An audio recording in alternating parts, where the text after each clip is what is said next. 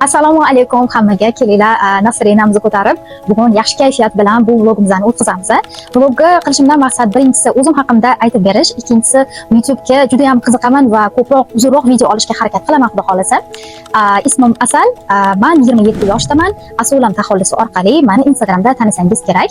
Hozirda Tailandda yashayman va shunga o'xshaydigan savollaringizga javob berishga harakat qilaman. Ketdik.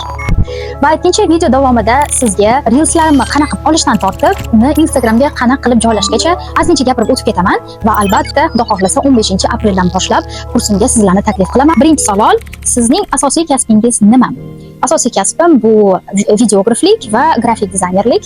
Chunki bu soha bo'yicha o'qiganman, onlayn va offlayn Turkiyada o'qiganman va marketing sohasidan ham xabarim bor, chunki Malayziyada 2018-yildan beri o'qib, o'sha bo'yicha aslicha ishlaganman. Blogerlikni qachon boshlagansiz? Men o'zimni bloger deb hisoblayman. Xo'sh, shunchaki sizlarga yaxshi kontentlar ulashuvchi bir dugona sifatida o'zimni ko'raman. Instagramim orqasidan faqatgina ilmlarimni, o'qigan kitoblarimni yoki o'qigan qaysidir ilm yaxshi narsalarimni siz bilan bo'lishish uchun bu blogni tashkil qilganman o'zi aslida. Bundan oldin 2018-yilda o'zimcha blog boshlamoqchi bo'lganman. Afsuski, juda ko'plarning orasi ichida bo'ladigan yomon narsa bu o'zimga ishonmaslik hissi bo'lgan. Men qattiq qo'yib ketaman, qanaqa qilib Welcome back to my channel. cringe'oviy videolar olganimni, xuddi shunaqa qilib, cringe'oviy video olib, please subscribe degan narsalar qilganman. I know you will like that.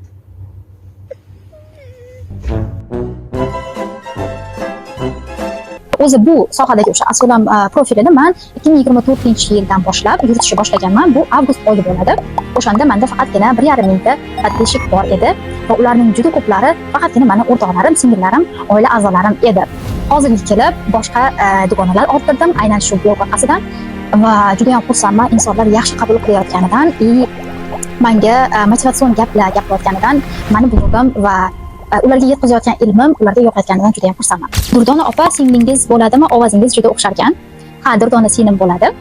Kerak bo'lsa oldinroq YouTube kanallarida ham chiqardim. Agar yaxshilab qarasangiz, men ham bor edim video orqasida. Yana bitta singlim bor, ismlari Dinara. Uchta opa singil juda ham bir-birimizni qo'llab-quvvatlaymiz. Yana bir sirri aytaman, men yanvar oyida blogim faqatgina 5,5 mingta bo'lganida men to'xtatganman. Bloglarimni o'chirib tashlab to'xtatgan vaqtim aynan singillarim va orajonim menga dalda berishib aytishgan shu: Asal, boshlashingiz kerak, boshlang, chunki bizga yoqadi. Blogga yana boshqatdan qaytib keldim. Уже fevral oyini o'rtasida o'zidan o'zi blogim rivojlanib, yanvar oyida 5 ming bo'lsa, mart oyining oxirida Allohga shukr 50 mingtani shunday ko'rib, to'g'risi o'zim ishonmaganman. Videolarimda meni og'ir bosiq deb o'ylashingiz mumkin. Aslida og'ir bosiq emasman. Ya'ni aytmoqchiman, juda ham kirishib ketuvchi, ko'p insonlar bilan gaplashishni yaxshi ko'radigan, ilm ulashadigan va ulardan juda ko'p savol so'raydigan, shuningdek insonlarga yordam berishni yaxshi ko'radigan shunaqa insonman deb o'zimni hisoblayman. Yana bir narsa iltimos qilmoqchi edim. Roliklarimdan qanaqa inson deb tasavvur qilasizlar meni? Bu juda ham qiziq bo'ladi albatta. Qaysi tillarni bilasiz? Keling shu haqida javob berib ketaman. Allohga shukr, 4 ta tilda gapiraman. Turk, o'zbek, ingliz va rus tillarida. Ravon gapiradigan tillarim bo'ladi bular. Arab tilida o'qiyman, Allohga shukr Qur'on o'qiyman va koreys tilida ham o'qiyman. Afsuski esimdan chiqib qolgan. Oldin juda ko'p kurslarga qatnashganman, Xitoy tiliga borganman, chunki men Xitoy universitetida o'qiganman. Ingliz tili meni birinchi tilim deb hisoblayman, to есть ko'proq gapiradigan tilim deb hisoblayman. Kitoblarni, barcha blog bo'yicha barcha narsalarni ingliz tilida aynan qilaman. O'zbek tilida kitob bir marta o'qiganman, u ham Payg'ambarimiz sollallohu alayhi vasallamning hayotlari haqida dugonam sovg'a qilgani uchun. Bu bilan o'zbekcha kitoblarni yomon deb aytmoqchi emasman. Faqatgina men ko'proq ingliz tilida kitoblarni o'qishni o'rganganim uchun menga bu qulayroq va tezroq miyamga kiradigan fishkam deb hisoblayman. Afsuski, hozir turk tilida gaplashmayapman umuman va turk seriallarini yomon ko'raman. Hech qachon turk seriallar ko'rmaganman, ko'rmayman inshaalloh. Menga juda ham qattiq ta'sir qiladi. Korean dramas, ya'ni koreys tilida o'qiganman. O'zim 6-7 oycha juda ham bormoqchi bo'lib, inshaalloh borganimda shu videoni o'zim ko'raman. Yigitingiz bormi? Keyingi savol. Qizlar, bu narsani kutmaganim sizlardan, lekin Allohga shukr, yigitim yo'q va sizlarga ham bu narsani tavsiya qilmayman, chunki bu noto'g'ri narsa va bizning tushunchamiz juda katta, qattiq o'zgarishi mumkin. Inshaalloh faqatgina umr yo'ldoshim bilan baxtli bo'lishni istayman, bu dunyoda va keyingi dunyoda inshaalloh. Diniy bilimlarni qancha vaqtdan beri o'zlashtirasiz? Juda ham yaxshi savol.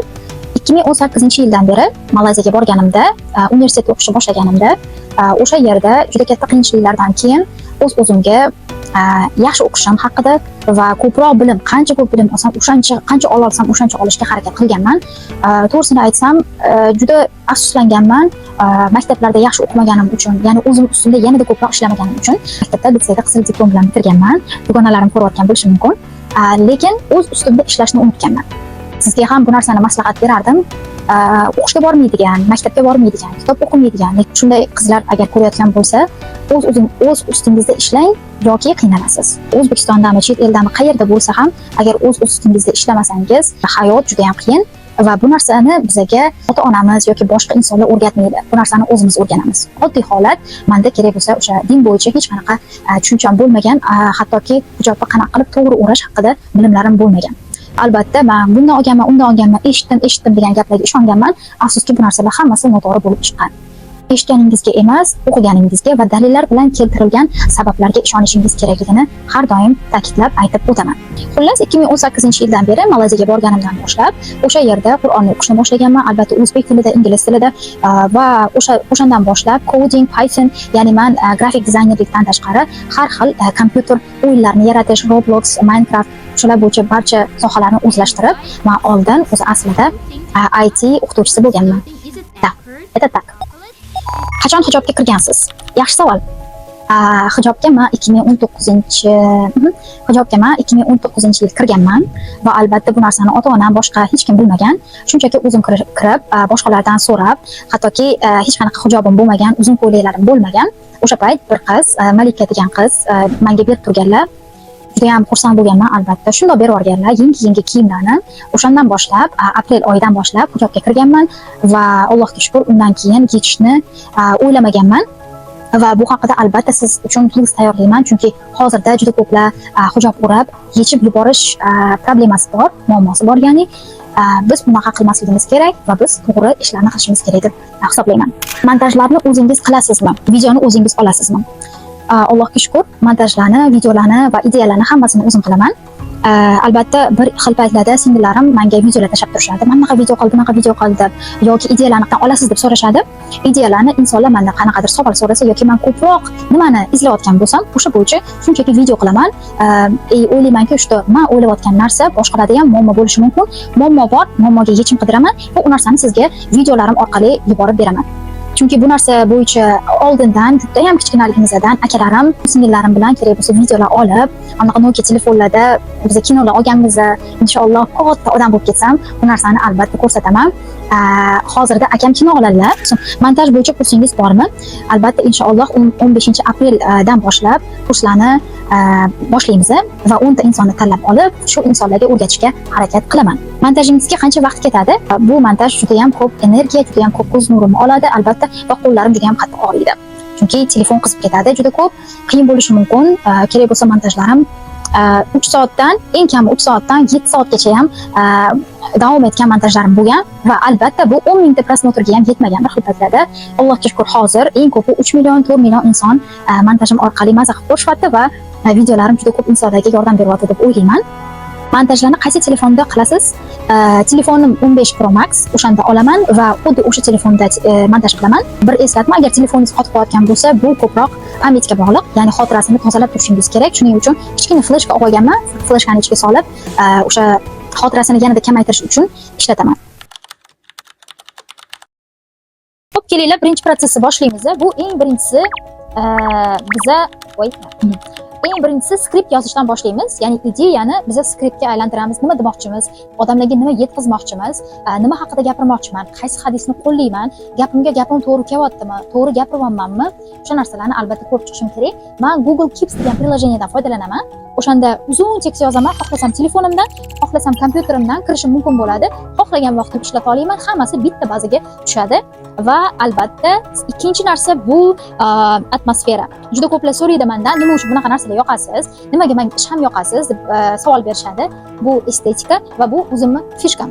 Agar ko'rsangiz shunaqa narsalarni men spesialni sotib olaman va odamlar aynan shu uchun ham, shu narsalarni ko'rish uchun ham, ko'zi quvnashi uchun ham, ma'naviy dam olish uchun ham videolarimni ko'rishligi uchun sizga ko'rsatmoqchiman. Bu narsani men noldan yasadim.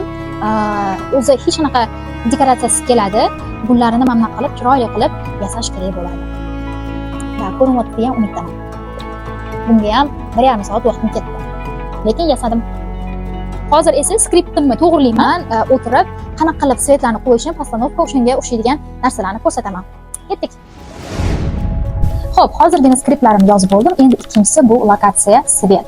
Lokatsiyani to'g'rilayman, aynan qayerda suratga olishim, qayerda video olishim va qanaqa qilib menga svet tushishi hamma narsa haqida o'ylab chiqaman. Albatta, bunga ham deydi 1,5 soatcha vaqt ketadi va har birini repetitsiya qilaman. Например, aytaylik, bu yerdan turib kameraga birinchi 3 sekundlik gapimni o'ylab olaman va bu narsa kamerada qanaqa qilib ko'rinishi, odamlarga yoqadimi yoki yo'qmi, o'zimga yoqyaptimi, shu narsani kamida 3 ta 4 ta marta qaytarib o'zimga yoqadigan darajada qilishga harakat qilaman. Kelaylik, hozir aynan shu joyini to'g'irlab, svetlarni yoqib, lokatsiyani to'g'irlayman. Yana bir narsa, detallarga e'tibor beraman.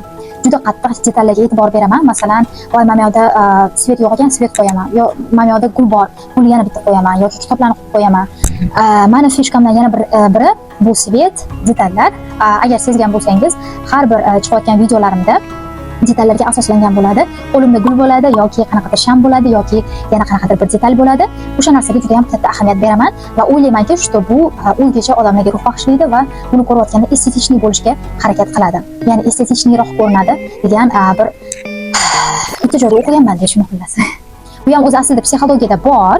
Psixologiyaga ko'ra biz birinchi vizualni ko'ramiz, ya'ni ranglar, svet, qanaqa, nima, o'shandan keyin uje qaysidir millisekundda biz ko'rganimizdan keyin uje keyinroq eshitishni boshlaymiz. Keyingi 3 sekundda esa nima deyotganim introduction, ya'ni boshlash, kirish qismida 4-5 marta qaytaraman. Bu gap to'g'rimi yoki bu gap mos keldimi? O'sha narsani har safar qaytarib, undan keyin 4-5 martadan keyin qarab, buni tanlayman chunki bu narsa menga yoqdi va ko'proq odamlarni jalb qiladi. O'shaning uchun har bir videoyimni ko'rib chiqinglar, xohlasanglar, har bir reelsimni faqat 3 sekundini, birinchi 3 sekundini ko'rib chiqsanglar, aynan kunichivoy gapni gapiraman. Undan keyin uje основной temaga o'tib ketaman.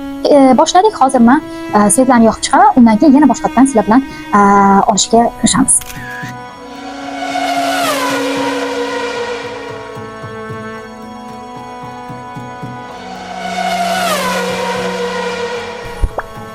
Xo'p, ko'rayotgan bo'lsanglar, o'sha chiroqlarni tayyorlab qo'ydim. Bu yoqlarni tozalab, har bir detalga e'tibor bergan holatda, например, kameradan men har doim qarab olaman, orqam slishkim yarki emasmi, menga svet tushyaptimi, chunki bu yoqda ham projektorim bor, menga qarab turadigan yoki yon tarafdan qaraydigan. Bu narsalar haqida ham, kстати, kursimda o'rgataman. Orqamda turgan har bir detalga alohida e'tibor beraman, chunki kameraga tushayotganda men yuzim ko'rinmasligi mumkin. Agarda noto'g'ri svet tushsa, mana noto'g'ri taraflarim ko'rinishi mumkin. Shuning uchun alohida svetga ham e'tibor beraman. Bo'ldi. Reelsim olib bo'lgandan keyin keyingi etaplarga o'tamiz. Uje videoni olishni boshladim. Kiyimimni har 10-15 sekundda almashtiryapman. 4 ta kiyim bor, o'shalarni almashtirib, hozir shunaqa atmosferada olyapman. Qaytinchi Shavval oyidagi ro'zangizni o'tkazib yubormang. Agarda yanada ko'proq ma'lumot olmoqchi bo'lsangiz, shu yerdagi videoni ko'rishingizni tavsiya qilaman. Bu meni ikkinchi obrazim. Hayitda xuddi shunaqa chiqqan edim. Xo'sh, hozir kerakli bo'ladigan hamma videolarni olib bo'ldim. Oldin hayitdagi obrazlarimni ham olib bo'ldim. Endi esa CapCut'da montaj qilishim qoldi. Hozir vaqtim bo'lmagani uchun shu holatimda qilishim kerak. 2,5 soatdan keyin videoni qo'yishim kerak. Xudo xolisa ulguraman deb umid qilaman. Siz hayit bayrami Tailandda qanday o'tadi? Keling, bugun sizni ekskursiyaga taklif qilaman. Endi esa jamoat namozini o'qiymiz. Nima, ayollar ham hayit namozini o'qishadimi? Hech o'ylab ko'rganmisiz? Hayit bayrami Tailandda qanday o'tadi? Hech o'ylab ko'rganmisiz? Hayit bayrami Tailandda qanday o'tadi? Shunaqa qilib ovoz beraman har birini. Afsuski hozir mikrofonim almashtirishim kerak. Hozir mikrofonimni ishlatmayapman. Yanada yaxshisini olishim kerak. Bungacha iPhone o'zini mikrofonidan foydalansam bo'ladi. Bu yerda hozir ikkinchi videoni edit qilyapman, ya'ni montaj qilyapman va olingan YouTube'larni ham telefonda montaj qilishimni aytib o'tmoqchiman. Hamma montajlar CapCut ilovasi orqali qilinadi. Xo'p, hozir yana videolarni tugatdik. Birinchi, ikkinchi etaplarni hammasini qilib bo'ldik. Birinchi etap bu skript yozish, ikkinchi etap bu videoni olish, uchinchisi bu montaj qilish. Montajni hozir o'rtasiga kelganman. montajimni hammasini ko'rsatib bera olmayman, chunki bu juda ham ko'p vaqtni oladi. Agar albatta montajni ko'rmoqchi bo'lsangiz, kommentariyada yozib qoldiring. Xudo xolasa keyingi videolarimda qilishga harakat qilaman. Ikkita savollar qolganda, o'sha savollarga ozgincha javob berib, xudo xolasa bugungi vlogimizni ham tugatamiz.